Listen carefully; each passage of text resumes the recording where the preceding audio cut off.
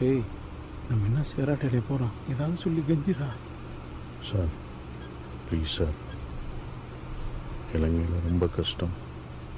உங்களுக்கே தெரியும், விலைவாசி எல்லாமே ஏறிட்டது, கடனும் ரொம்ப அதிகமாயிட்டு.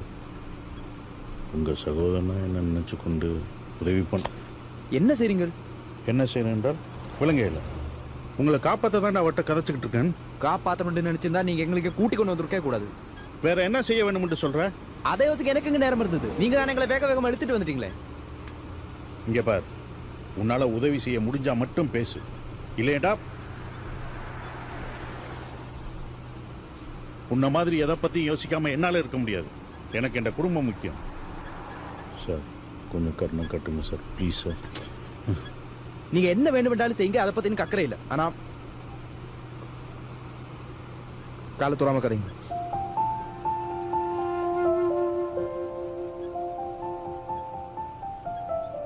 அப்பா அடுத்தவங்க காலை பிடிக்கிறது எந்த பிள்ளைக்கு தான் பிடிக்கும்? இதெல்லாம் பண்ணி கடைசியில் எங்களை வில்லனாக்குறீங்க.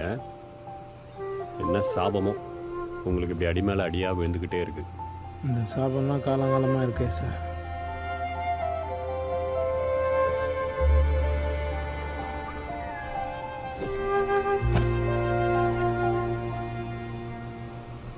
இவளோட பேரு ஜெனி.